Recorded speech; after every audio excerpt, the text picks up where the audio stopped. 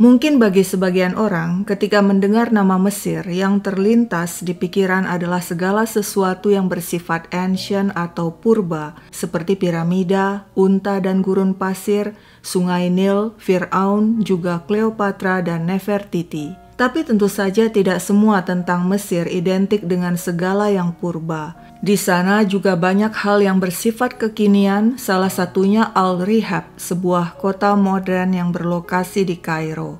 Kota mandiri itu dilengkapi tempat tinggal, pusat perbelanjaan, rumah sakit, sekolah internasional, serta tempat rekreasi. Hidup terasa berkali lipat lebih baik di kawasan Al-Rehab yang kebanyakan dihuni orang-orang berduit. Salah satunya Bassam Osama, seorang pemuda berusia 23 tahun yang tinggal di sana bersama orang tua dan adiknya Omar. Sosok Bassam kurus, tinggi, berambut keriting, kemana-mana naik BMW yang dibelikan papa untuknya. Selain Bassam, di kota Al-Rehab juga tinggal seorang gadis imut dan mungil bernama Habibah Hamed. Ayahnya punya latar belakang pendidikan di bidang ilmu kimia, memiliki usaha kontraktor dan toko yang menjual aksesoris HP. Bassam dan Habibah sepasang kekasih. Mereka berpacaran sudah lama sekali, sejak Bassam duduk di bangku SMA dan Habibah di SMP. Hubungan tersebut direstui orang tua masing-masing. Keduanya kuliah di universitas yang sama, British University in Egypt, sebuah universitas dengan standar pendidikan Inggris. Bassam kuliah di bidang ilmu komputer, sedangkan Habibah di Fakultas Teknik. 8 tahun sudah Bassam dan Habibah menjalin kasih. Mereka telah bertunangan dan berencana akan menikah sebab Bassam telah lulus kuliah. Menjelang Idul Adha 2018 yang jatuh pada 22 Agustus, Bassam diundang Habibah datang ke apartemen keluarganya pada tanggal 19 Agustus. Kebetulan saat itu Bassam memang ingin memberikan hadiah Idul Adha untuk sang tunangan dan sekalian bertemu orang tua Habibah. Setiba di kediaman Habibah, Bassam disambut dijamu teh dan kudapan. Pemuda itu berbincang santai dengan orang tua Habibah. Syarif, sang calon ayah mertua, mengatakan kepada Bassam dirinya baru saja membeli sebuah apartemen yang lokasinya juga berada di kawasan elit Al-Rehab. Yuk, temani aku melihat apartemen itu, aku ingin tahu pendapatmu. Bassam setuju. Dengan mobil yang dikemudikan sopir, dia dan Syarif berangkat, namun Habibah tidak ikut dan tinggal di rumah bersama ibunya. Setiba di depan gedung apartemen, Syarif dan Bassam turun dari mobil. Gedung apartemen itu tampak mewah. Mereka pun masuk menuju lantai dasar. Syarif membuka pintu unit apartemennya dan mempersilakan calon menantunya masuk.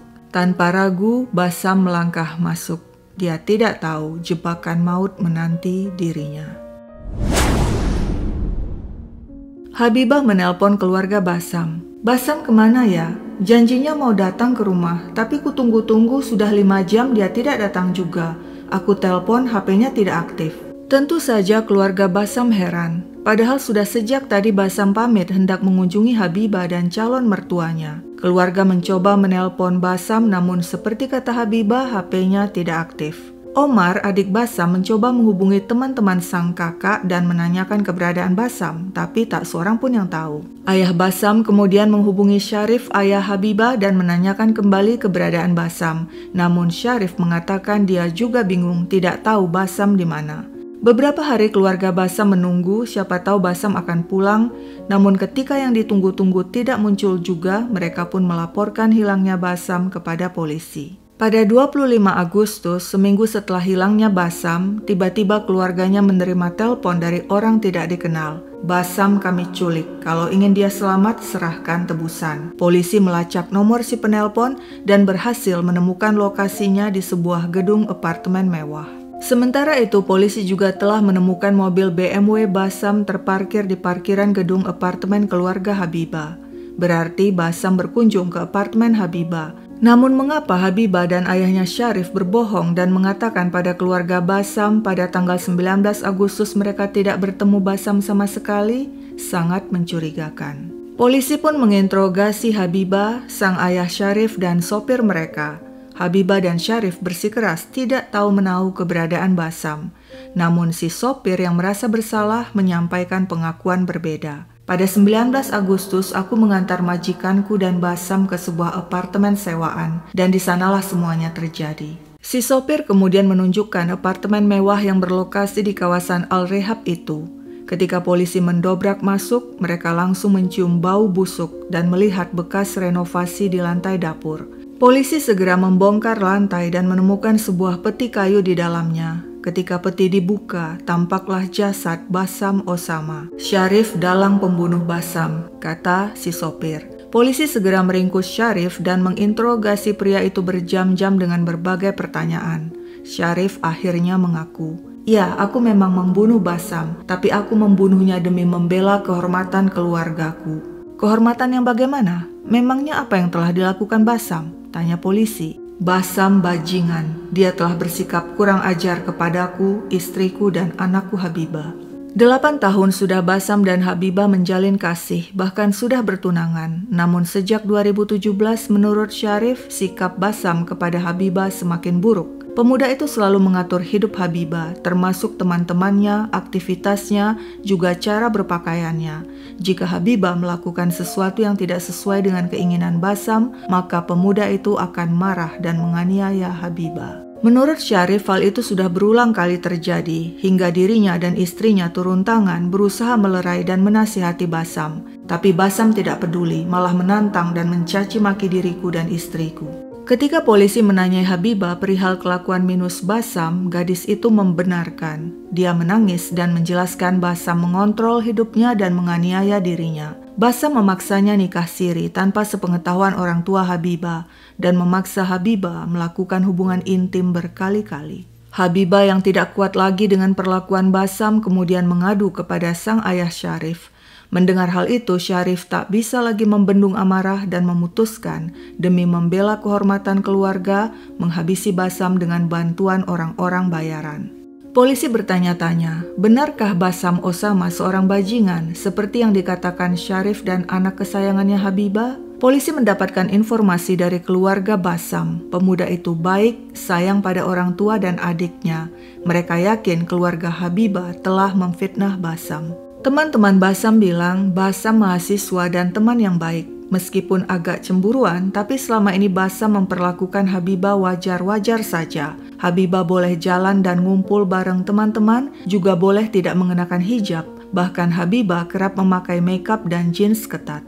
Polisi heran mengapa penjelasan Syarif dan Habibah tentang perilaku Bassam sangat berbeda dengan penjelasan keluarga dan teman-teman Bassam.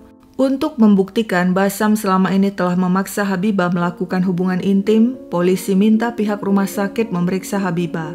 Dan hasilnya sangat mengejutkan. Habibah ternyata perawan ting-ting. Jadi klaim Habibah yang mengatakan selama ini Bassam telah memaksanya berkali-kali berhubungan intim cuma omong kosong. Kini polisi yakin Syarif dan Habibah berbohong. Polisi kembali menahan Syarif. Namun kemana Habibah? Ternyata gadis itu kabur keluar Kairo bersama ibunya. Untunglah dengan cepat polisi berhasil meringkus keduanya. Polisi menginterogasi ibu Habibah, namun kemudian membebaskannya karena dianggap dirinya tidak tahu menahu tentang pembunuhan Bassam. Nah, ketika polisi kembali menginterogasi Syarif dan Habibah, akhirnya terkuaklah sebuah drama ganjil kehidupan seorang penyamun. Begini ceritanya. Syarif hanyalah nama palsu, sebab nama asliku Ashraf Hamed dan aku memiliki 5 kartu identitas palsu. Mengapa? Sebab aku seorang napi yang lolos dari penjara. Sebagai seorang ahli kimia, aku mengerti tentang segala macam obat-obatan. Kejahatanku banyak. Aku ditangkap dan didakwa melakukan berbagai pemalsuan dan menyelundupkan narkoba. Pengadilan telah menjatuhkan vonis penjara padaku 15 tahun. Tapi aku tidak rela mendekam di bui. Dengan kelihayanku dan bantuan pihak-pihak tertentu, aku berhasil merekayasa kematianku sehingga aku terbebas dari terali besi. Aku kemudian hidup selayaknya orang normal dengan identitas palsu di kawasan elit Al-Rehab bersama istriku dan anak kesayangan kami Habibah. Tadinya kupikir hidupku bakalan tenang selamanya. Tapi sial, ada Bassam. Dia sudah 8 tahun berhubungan dengan Habibah. Dan tak lama lagi mereka berencana akan menikah sebab Bassam sudah lulus kuliah. Nah, saat itulah dia mulai mempertanyakan kepada Habibah tentang nama belakangnya yang berbeda dengan namaku. Anakku Habibah Hamed, sedangkan aku Syarif Hasan. Saat itu Habibah membocorkan sedikit rahasia kami. Karena penasaran, Basam mencari tahu lebih lanjut dan akhirnya dia berhasil menemukan informasi lengkap bahwa aku sebenarnya adalah seorang napi yang berhasil lolos dari bui dengan memalsukan kematianku. Berbekal informasi itu, Basam mendatangiku. Dia bilang tahu semua rahasia diriku. Dia minta aku jujur, bertobat dan menyerahkan diri pada polisi. Tentu saja saat itu aku terkejut. Juga khawatir jangan-jangan nanti dia akan melaporkan aku pada polisi. Lalu aku bilang padanya, iya, aku akan bertobat dan menyerahkan diri pada polisi. Namun semua ucapanku itu cuma bohong. Siapa sih yang mau berakhir di penjara? Setelah kupikir-pikir, aku tak bisa membiarkan Basam. Suatu saat dia bisa melaporkan diriku kepada pihak berwajib. Dan demikianlah selama 3 bulan aku menyusun rencana. Aku menyewa sebuah apartemen mewah milik temanku di lantai dasar. Dan aku bilang padanya akan merenovasi dapur sesuai seleraku. Temanku tidak keberatan. Aku lalu memanggil tukang dan minta mereka menggali lantai dapur dan membuat lubang sebesar peti mati di sana. Untuk apa lubang itu? Tanya mereka. Nanti akan kubuat sebagai tempat penyimpanan, jawabku. Mereka pikir lubang itu untuk tempat penyimpanan barang. Namun sesungguhnya liang itu kusiapkan sebagai tempat penyimpanan jasad Basam. Ketika hari H tiba, aku minta anakku Habibah mengundang Basam datang ke kediaman kami. Lalu aku berbohong kepada calon menantuku itu dan mengajaknya melihat apartemen yang baru saja ku beli. Setiba di apartemen dengan diantar sopir, aku ajak Basam masuk ke apartemen. Dia tidak tahu di dalam sudah menunggu orang-orang bayaranku untuk menghabisi dirinya. Bersama kami menyerang Basam dan memukul hingga dirinya pingsan. Ketika dia siuman, aku menjerat lehernya dengan tali hingga dia tewas. Setelah itu kami masukkan jasadnya dalam peti kayu dan menutupinya dengan arang, kerikil, dan seng. Lantas kami kubur peti kayu berisi jasad Basam itu di liang lahat yang sudah kusiapkan sejak 3 bulan sebelumnya. Dan terakhir kami tutup liang itu dengan semen dan ubin. Anakku Habibah tidak bersalah, dia tidak tahu aku berencana membunuh Basam tunangannya. Demikian pengakuan Syarif alias Ashraf Hamid. Lalu bagaimana pengakuan Habibah? Apakah benar dia tidak tahu rencana pembunuhan tunangannya?